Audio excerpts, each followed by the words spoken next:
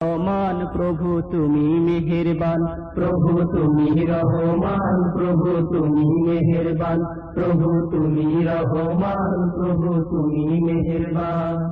তোমার হাতে জীবন মরণ, তোমার হাতে প্রাণ, প্রভু তুমি রহমান, প্রভু তুমি মেহেরবান, প্রভু তুমি রহমান, প্রভু তুমি মেহেরবান। স্রষ্টা তুমি, মালিক তুমি, বিধানদাতা তোমায় মানি, স্রষ্টা তুমি, মালিক তুমি, বিধানদাতা তোমায় মানি। তোমার কোরআন সত্য জানি, দিয়ে মনোপ্রাণ, দিয়ে মনোপ্রাণ। স্রষ্টা তুমি, মালিক তুমি, বিধানদাতা তোমায় মানি, তোমার কোরআন সত্য জানি, দিয়ে মনোপ্রাণ। পরকালে তোমায় পাবার, পরকালে তোমায় পাবার আশায় পেরেশান, প্রভু তুমি রহমান, প্রভু তুমি মেহেরবান, প্রভু তুমি রহমান, প্রভু তুমি মেহেরবান। তোমার হাতে জীবন মরণ, তোমার হাতে প্রাণ, প্রভু তুমি রহমান, প্রভু তুমি মেহেরবান, প্রভু তুমি রহমান, প্রভু তুমি মেহেরবান। আকাশ তোমার, বাতাস তোমার, তসবিহ জপে সদা তোমার, আকাশ তোমার, বাতাস তোমার, তসবিহ জপে সদা তোমার। পাখির কণ্ঠে বাঁশ বাগানে শুনি তোমার নাম, শুনি তোমার নাম। আকাশ তোমার, বাতাস তোমার, তসবিহ জপে সদা তোমার। পাখির কণ্ঠে বাঁশ বাগানে শুনি তোমার নাম। পাখির সুরে সুর মিলিয়ে, পাখির সুরে সুর মিলিয়ে গাহি তোমার গান, প্রভু তুমি রহমান, প্রভু তুমি মেহেরবান, প্রভু তুমি রহমান, প্রভু তুমি মেহেরবান। তোমার হাতে জীবন মরণ, তোমার হাতে প্রাণ, প্রভু তুমি রহমান, প্রভু তুমি মেহেরবান, প্রভু তুমি রহমান, প্রভু তুমি মেহেরবান। নদী চলে সাগর চলে কলতানে তোমায় ডাকে, নদী চলে সাগর চলে কলতানে তোমায় ডাকে। যাওনি ভুলে যে ভুলেছে তোমায় দয়াবান, তোমায় দয়াবান। নদী চলে সাগর চলে কলতানে তোমায় ডাকে, যাওনি ভুলে যে ভুলেছে তোমায় দয়াবান। পাখ পাখালির গানে গানে, পাখ পাখালির গানে গানে শুনি তোমার নাম, প্রভু তুমি রহমান, প্রভু তুমি মেহেরবান, প্রভু তুমি রহমান, প্রভু তুমি মেহেরবান। তোমার হাতে জীবন মরণ, তোমার হাতে প্রাণ, প্রভু তুমি রহমান, প্রভু তুমি মেহেরবান, প্রভু তুমি রহমান, প্রভু তুমি মেহেরবান, প্রভু তুমি। প্রকৃত অর্থে এলমে নববীর শিক্ষাই পারে আধারের চাল শূন্য করে আজকের দুর্দশাগ্রস্ত মানব সমাজকে শান্তি সুখের এক আলো ঝলমল নগরীতে পৌঁছে দিতে। আর এই শিক্ষা অর্জন করতে গিয়ে শাইখুল হাদিস আল্লামা আজিজুল হক সীমাহীন ত্যাগ প্রতিজ্ঞা ও অক্লান্ত পরিশ্রমের মাধ্যমে কাটিয়ে দিয়েছেন সুদীর্ঘকাল। তার মেধার গুণে মুগ্ধ হয়ে তার ওস্তাদ শাব্বির আহমদ উসমানী কণ্ঠে উচ্চারিত হয়েছিল, আমি আশাবাদী তোমার মাধ্যমে বাংলায় আমার কিছু কথার বিস্তৃতি ঘটবে। বিদ্যালয়ের শাইখ আসাদুল্লাহ কান্নাজড়িত কণ্ঠে বলেছিলেন, তোমার মতো আরো কোন আজিজুল হক পেলে আমার কাছে পাঠিয়ে দিও। সে চেষ্টা ও সাধনার ফলশ্রুতিতেই আজ এই মহান ব্যক্তিত্ব, এই বাংলার 13 কোটি জনতার হৃদয় রাজ্য প্রাণ পুরুষ, এই বাংলার তিনি রত্ন, গর্ব, অহংকার। সবুজেই বাংলার রত্ন তুমি, এই মাটি মানুষের প্রেরণা তুমি। সবুজেই বাংলার রত্ন তুমি, এই মাটি মানুষের প্রেরণা তুমি। সবুজেই বাংলার রত্ন তুমি, এই মাটি মানুষের প্রেরণা তুমি। তোমার সাথে আছি থাকবো সবে, দিন কায়েমেরই এই জেহাদে। তোমার সাথে আছি থাকবো সবে, দিন কায়েমেরই এই জেহাদে। সবুজেই বাংলার রত্ন তুমি, এই মাটি মানুষের প্রেরণা তুমি। সবুজেই বাংলার রত্ন তুমি, এই মাটি মানুষের প্রেরণা তুমি। কোরআন ও হাদিসের মধুর বাণী, বাংলার জমিনে ছড়ালে তুমি কোরআন হাদিসের মধুর বাণী। বাংলার জমিনে ছড়ালে তুমি কোরআন হাদিসের মধুর বাণী। বাংলার জমিনে ছড়ালে তুমি 12 আউলিয়ার এই পুণ্যভূমির রাসূলে আরাবীর নায়েব তুমি। সবুজেই বাংলার রত্ন তুমি, এই মাটি মানুষের প্রেরণা তুমি। সবুজেই বাংলার রত্ন তুমি, এই মাটি মানুষের প্রেরণা তুমি। তোমার সাথে আছি থাকবো সবে দিন কায়েমেরই এই জিহাদে। সবুজেই বাংলার রত্ন তুমি, এই মাটি মানুষের প্রেরণা তুমি। সবুজেই বাংলার রত্ন তুমি, এই মাটি মানুষের প্রেরণা তুমি। কঠোর সাধনা ও পরিশ্রমে গড়েছ তুমি এ জীবনটাকে। কঠোর সাধনা ও পরিশ্রমে গড়েছ তুমি এ জীবনটাকে। কঠোর সাধনা ও পরিশ্রমে গড়েছ তুমি এ জীবনটাকে। তোমার পরশে তাই ধন্য হলো এই পৃথিবীর আকাশ ভূমি। সবুজেই বাংলার রত্ন তুমি, এই মাটি মানুষের প্রেরণা তুমি। সবুজেই বাংলার রত্ন তুমি, এই মাটি মানুষের প্রেরণা তুমি।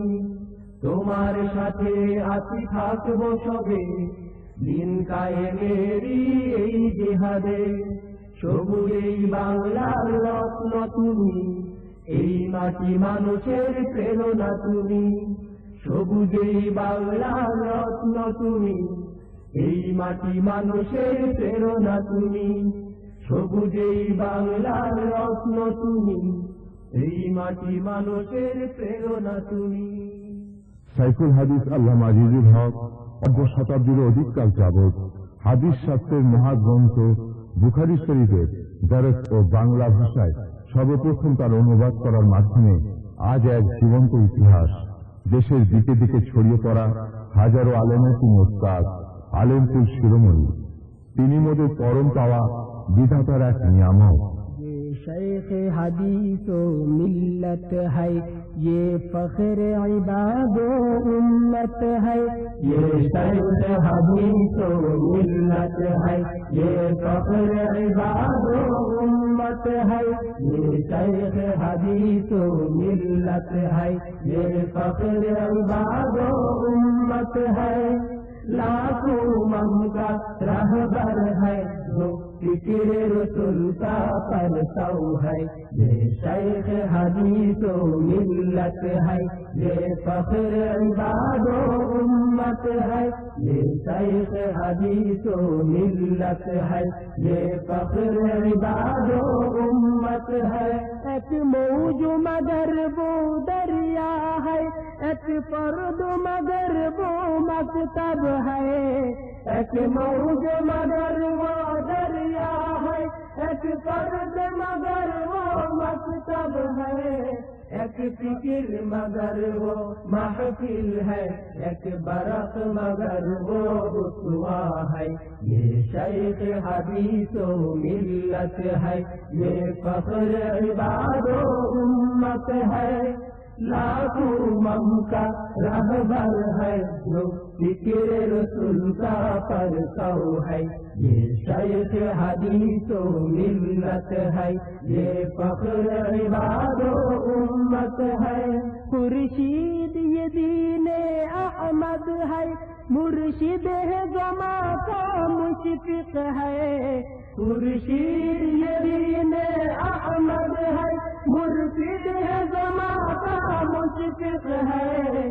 तनवीर नबूवत नूर हुदा पे जाग शरीयत की नौ है।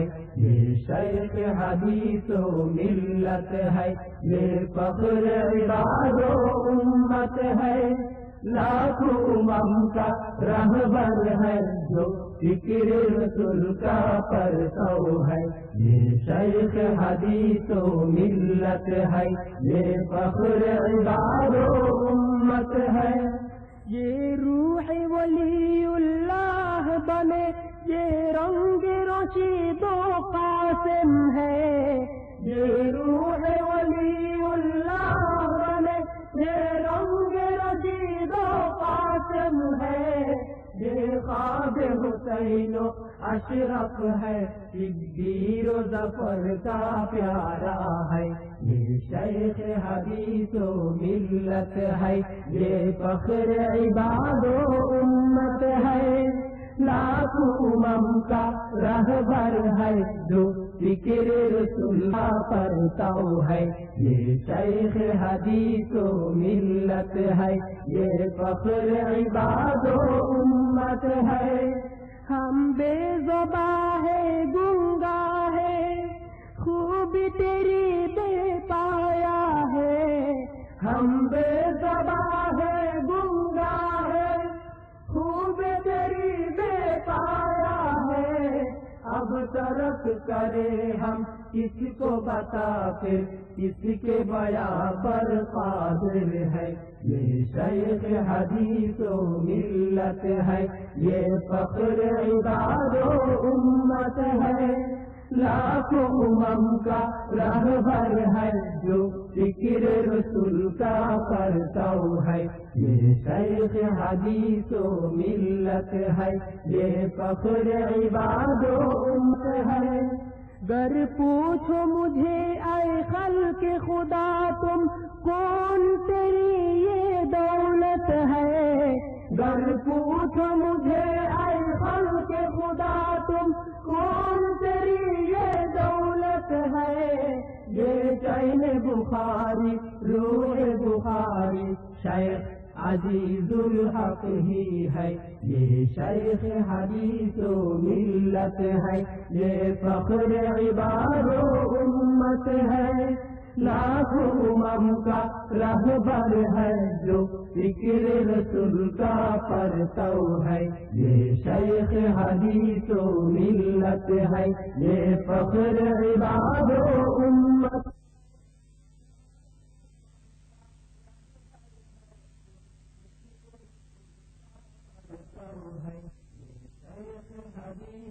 ملت ہے، یہ فخر عباد و امت ہے، یہ شیخ حدیث و ملت ہے، یہ فخر عباد و امت ہے، یہ شیخ حدیث و ملت ہے، যে আরবি প্রেম ভালোবাসা দ্বারা নিজের জীবনকে করেছেন আলো ঝলমল, শাইখুল হাদিস আল্লামা আজিজুল হক তাদেরই অন্যতম। আরবি ভাষায় রসুলের ভালোবাসা যদি তিনি তার রচনা করা কাসিদার মাঝে ফুটিয়ে তুলেছিলেন, তার উপমা বিরল, সত্যি বিরল। ঐতিহ্যবাহী জামিয়া রহমানিয়ার মিলনায়তনে আয়োজিত এক সেমিনারে অত্যন্ত আবেগ ভরা কণ্ঠে তিনি কাসিদাগুলো পড়েছিলেন। اللهم صل على سيدنا ومولانا محمد وعلى آله وأصحابه وبارك وسلم.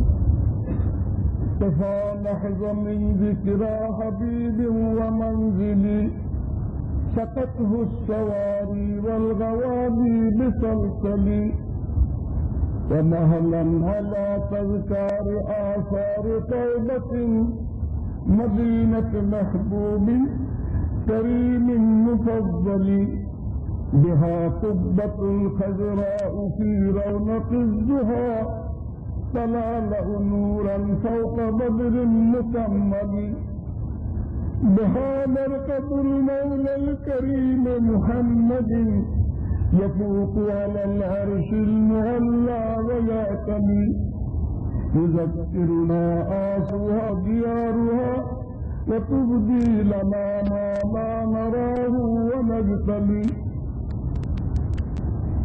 نشم بهاري الحبيب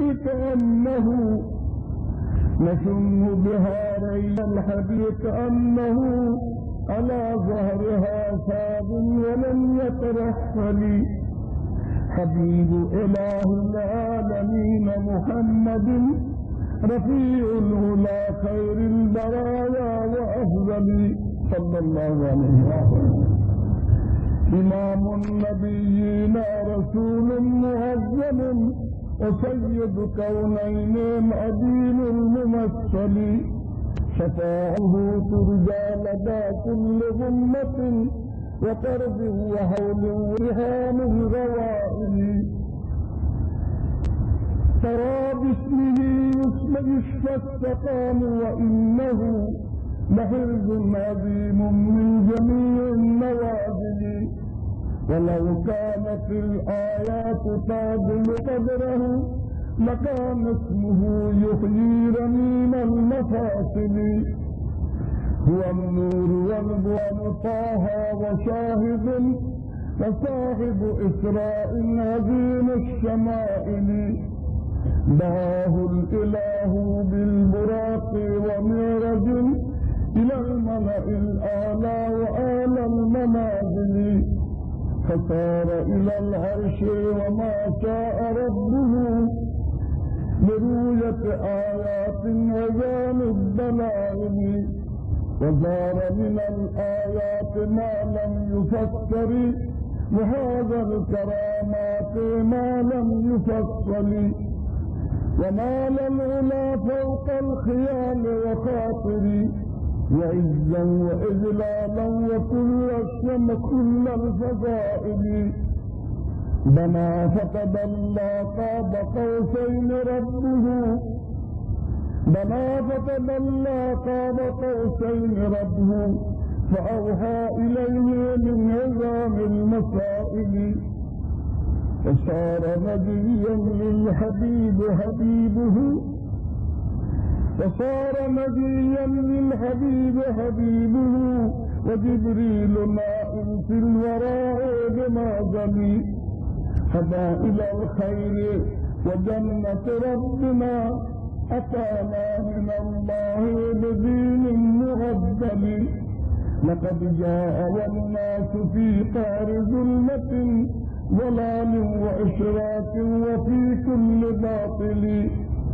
بشيرا نذيرا للأنام ورحمة، رؤوفا رحيما مثل هزم المناهل، سراجا منيرا مثل شمس ظهير، كريما جوادا مثل غيث مفصل، عزيز عليه ما عنتم محبة، حريص عليكم لم تروا من مماثل، وداع إلى الخير بوعد وحكمة، وهاد إلى الله بقول مدلل، وبالبينات من دلائل ربه، وبالمعجزات الباهرات الجلاء، تشقق بدر من إشارة إصبع، تكسر صخر من إشارة يوم، وسلم أحجار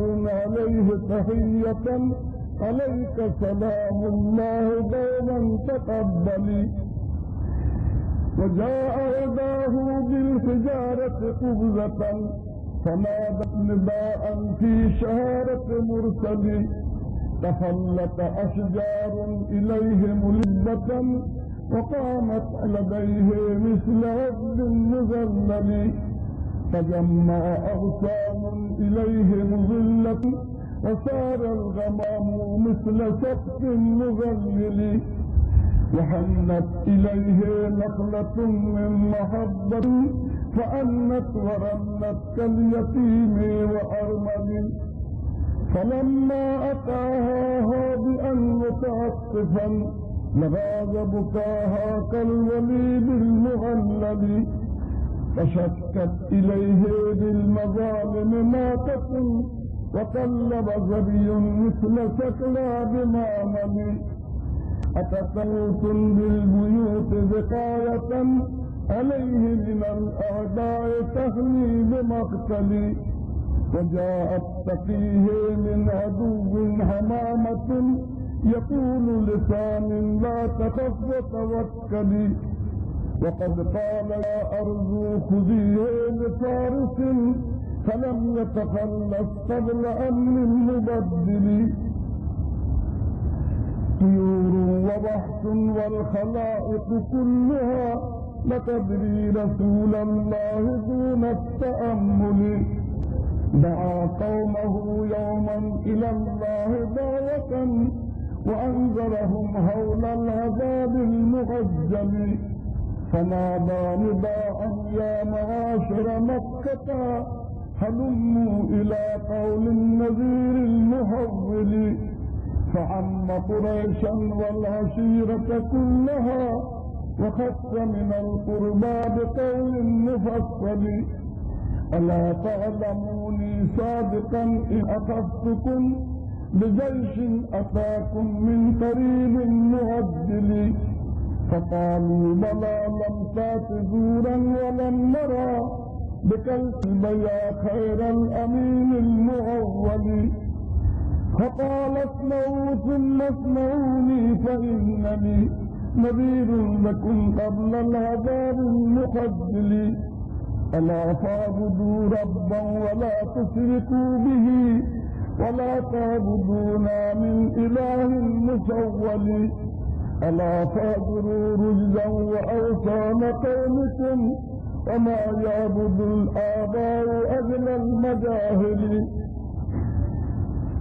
فرابوا إليه بالعداوة كلهم وهموا به شرا بكل الوسائل.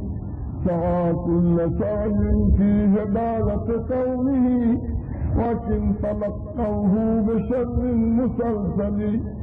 فصار يدول في المجامع تارة وطورا يدور في بطون القبائل، ويعرض دين الله في كل مهجر ويدعو عباد الله في كل محفل. أتى طائفا يدعو إلى دين ربه ويرجو بأهلها لعون مؤمل. الالتجاء والحنين مع الصلاة والسلام إلى سيد المرسلين. بنفسي وأولادي وأمي ووالدي على تربتي طابت بطيب محمدي. सर्वसंतोष আমার প্রাণ, আমার সন্ততি, আমার মাতা পিতা সর্বস্ব ওই পাঁচ ভুবনদের উপর উৎসর্গ, যে ভুবনটা হযরত মুহাম্মদ সাল্লাল্লাহু আলাইহি ওয়াসাল্লামের সুগন্ধে সুগন্ধময় হইয়া আছে। আলা তুরবাতিন ফাকাত আলা তুরুকান ওয়াহাজাত রিয়াজাল জান্নাতিল মুতাআব্বাদি। আমার সর্বস্ব উৎসর্গ ওই ভূখণ্ডের উপর, যার মর্যাদা আরশ অপেক্ষা অধিক। রাসূলুল্লাহ সাল্লাল্লাহু আলাইহি ওয়াসাল্লামের রওজায়ে পাক, এটার মর্যাদা আরশের চেয়েও বেশি বলে কি বলবো। এবং যেই এলাকায় অনন্তময়ী বেহেশতের বাগিচা বিরাজমান, হুজুরের মসজিদে হুজুর সাল্লাল্লাহু আলাইহি ওয়াসাল্লাম রওজার সঙ্গে এতটুকু জায়গাইতে হবে, সেটা বেহেশতের ভূখণ্ড, বেহেশতের থেকে আল্লাহ তাআলা পাঠাইছেন। تغارت حبيبا ربنا قد أحبه فلم يبق فينا بالبقاء المخلد. لأذكر أيام الحبيب بطيبة لأذكر أيام الحبيب بطيبة فأصعق مغشيا عديم التجلد. أمر بآثار الحبيب بطيبة فكاد فؤادي أن يطير بموجدي. فهذه بقاع والجبال وماهد وبير وبستان وآثار مشهدي. ودين وآطام ومنبر خطبة أساطين آلام ومهراب مسجدي. لتملأ من ذكر الحبيب قلوبنا وتورث نارا في ضلوع وأكبد. كأن فؤادي إذ أتيت بباطه لجمرة نيران شديد التقصد. ولم أستفق حتى أقول مقالة وأدرك إدراكا بقلب المقدد فأرسلت دمعي للفؤاد مترجما فيا عين جودي واهملي ولا تجمدي فيا عين جودي واهملي لا تجمدي فيا عين جودي واهملي من مدامع تبدي عيونا من دماء لتصادي ويا عين صفي واكتبي كل قطرة نجيا ودمعا كي تفوز بمقصدي ويا نفس ذوبي ثم سيلي مدامعا ويا نفس ذوبي ثم سيلي مدامعا أنا رسمه رسم الديار وملحدي हे प्राण प्रिय भक्ति धर्म और समाधि करने उत्सर्ग होगा शुरू हारेंगे ना विगलित हुई वस्तुआ करे बोलिए أي مرام ترسل العين ماءها وأي مرام يرسل النفس للغد عليك سلام يا مسيب طيبة لأنت ملاذي إذ أتى يوم موعدي وأنت رجائي في منازل محشر صراط وميزان وفي كل مورد من الله صوتك ومنك شفاعة فهذا رجائي يا غياثي ومسندي আপনার পক্ষ হইতে সাফাতের প্রতিশ্রুতি এবং আল্লাহর পক্ষ হইতে আপনার সাফাত পূরণের ঘোষণা ইহাই আমার একমাত্র আশা ভরসা بذنبي وعصياني لغى كل حيلتي بجودك يا خير الجواد تغمدي غرقت ببحر الذنب ما لي عصمة فخذ بيدي أنت الكريم فخذ يدي